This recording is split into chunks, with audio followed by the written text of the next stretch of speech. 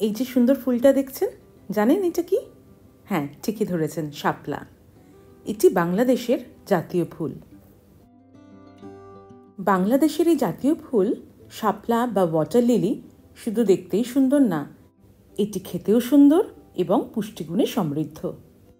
এই শাপলা বা water lily কিন্তু nutritional source of carbohydrates, protein, fibre and minerals like magnesium, iron and potassium. তাহলে বুঝতেই পারছেন এই শাপলা খাওয়া শরীরের জন্য কতটা উপকারী। শাপলার কিন্তু বিভিন্ন পদ রান্না হয়, আমিষ এবং নিরামিষ দুরকমভাবেই। আজকে মা শাপলাটা রান্না করবে নারকোল আর চিংড়ি দিয়ে। কেউ যদি মনে করেন নিরামিষ খাবেন, তাহলে জাস্ট চিংড়িটা স্কিপ করে যান।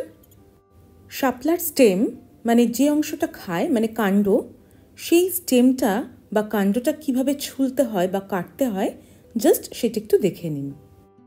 শাপলার স্টেমের গায়ে বা কাণ্ডের গায়ে যে পাতলা আবরণ থাকে ফাইবারের, সেটা জাস্ট এইভাবে একটু ছুলে নিতে হয়, না হলে মুখে আঁশ লাগবে। দেখুন খুব সহজেই ছোলা যায়, আর কি সুন্দর সব ছুলে এইভাবে পিস করে রাখা হয়েছে। তারপর সেগুলোকে ছোট ছোট টুকরো করা হয়েছে। এরপর এই টুকরো করে রাখা শাপলাগুলোকে ভালো করে জল দিয়ে ধুয়ে নুন জল দিয়ে হালকা সিদ্ধ করে নিতে হবে বা ভাপিয়ে জলটা ফেলে দিতে হবে। বেশি বয়েল বা স্টিম করবেন না, অনলি 20 to 30% বয়েল বা স্টিম করবেন।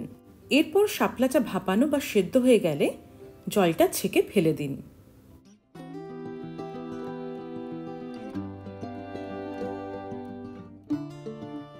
এরপর চিংড়ি মাছগুলোর খোসা ছাড়িয়ে ঠিক এইভাবে আলাদা করে রেখে দিন, কারণ এটা একটু নুন হলুদ দিয়ে হালকা ভেজে নিতে হবে। এই রান্নায় লাগবে চিংড়ি মাছ এবং নারকোল, সেটাই বলেছিলাম তো। এই যে দেখুন, নারকোলটাকে একটুখানি কুড়িয়ে রাখা আছে, এই নারকোলটাই কিন্তু রান্নায় যাবে। এখন বাজার চলতি অনেক রকম নারকেল পাওয়া যায়, ডেসিকেটেড কোকোনাট বা কোকোনাট ফ্লেক্স, বাট ফ্রেশ নারকেল নিলে কিন্তু সব থেকে ভালো হবে। তাহলে এবার আসুন রান্না শুরু করা যাক। প্রথমে কড়াইতে সর্ষের তেল দিয়ে একটু সাদা জিরে ফোড়ন দিতে হবে। সাদা জিরেগুলো একটু ব্রাউন হয়ে আসলে সেই ছেঁকে রাখা শাপলাগুলো তার মধ্যে দিয়ে দিতে হবে।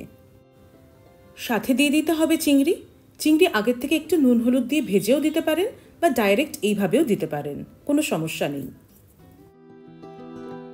এরপর অ্যাড করবেন স্বাদমতো সল্ট বা নুন। এরপর স্টেপ বাই স্টেপ ইনগ্রিডিয়েন্টসগুলো অ্যাড করা হচ্ছে, সেগুলো একটু দেখে নিন। এরপর অ্যাড করা হলো টারমারিক বা হলুদ। এরপর অ্যাড করা হলো কুড়িয়ে রাখা নারকেল বা কোকোনাট ফ্লেক্স।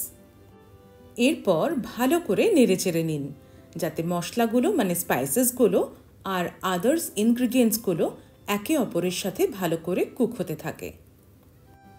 এরপর অ্যাড করুন শুকনো লঙ্কা বা চিলি পাউডার। অল্প চিনি বা সুগার অ্যাড করুন to balance the taste. Add করুন কিউমিন পাউডার মানে জিরে গুঁড়ো। এরপর ভালো করে নেড়েচেড়ে আবার রান্নাটা হতে দিন। ঘন ঘন নাড়তে থাকবেন, দেখবেন যাতে কড়াইয়ের নিচে লেগে না যায়। রান্নাটা যেহেতু শুকনো শুকনো হবে, তাই এটাতে জল দেওয়ার দরকার নেই, কারণ শাপলাটা ভাপানো ছিল জলে, সেই জলেই কিন্তু রান্না হবে। কিন্তু যদি খুব দরকার হয় তাহলে কিন্তু গরম জল অল্প মানে সামান্য দিতে পারেন, জাস্ট মশলাগুলো কুক হওয়ার জন্য। ঘন ঘন নাড়তে নাড়তে যখন দেখবেন ঠিক এইভাবে মাখা মাখা হয়ে আসছে রান্নাটা, তাহলে বুঝবেন আপনার রান্না এখন শেষের দিকে। আমাদের রান্না তো হয়ে গেল, এবার ডিশ আউটের পালা। কারণ কোনো খাবারই সুন্দরভাবে সাজানো গোছানো ছাড়া ভালো লাগে না। আমার মনে হয় খাবারের স্বাদ দ্বিগুণ বেড়ে যায় যখন কোনো খাবারকে সুন্দর করে পরিবেশন করা হয়। আপনাদের কি মত?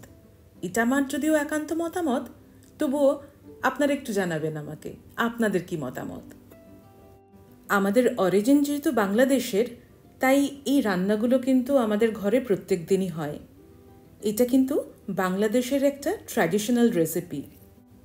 তাই আপনারাও রান্না করে অবশ্যই আমাকে জানাবেন আপনাদের কেমন লাগলো। হয়তো অনেকেই এই রান্নাটা করে থাকেন নিজেদের বাড়িতে, তাও আমি দেখালাম আমাদের বাড়িতে এই রান্নাটা কিভাবে হয়। বিলিভ মি, খেতে কিন্তু অসাধারণ লাগছিল।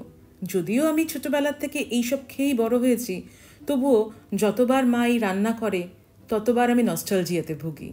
বাইরের খাবারের থেকে বা রেস্টুরেন্টের খাবারের থেকে এই খাবারগুলো কিন্তু আমার কাছে সবসময় অমৃত লাগে। এই রেসিপিটি অবশ্যই বাড়িতে রান্না করবেন এবং আপনাদের কেমন লাগলো আমাকে কিন্তু কমেন্ট করে জানাবেন। আর যারা এখনও আমার চ্যানেলটি সাবস্ক্রাইব করেননি তারা চটপট আমার চ্যানেলটি সাবস্ক্রাইব করে নিন আর বেল আইকনটা হিট করে রাখুন, তাহলে যখনই আমি ভিডিও আপলোড করব আপনারা কিন্তু নোটিফিকেশন পেয়ে যাবেন। আজ তাহলে এই পর্যন্ত, আবার দেখা হচ্ছে অন্য দিন অন্য কোনো ব্লগে। Till then, tata.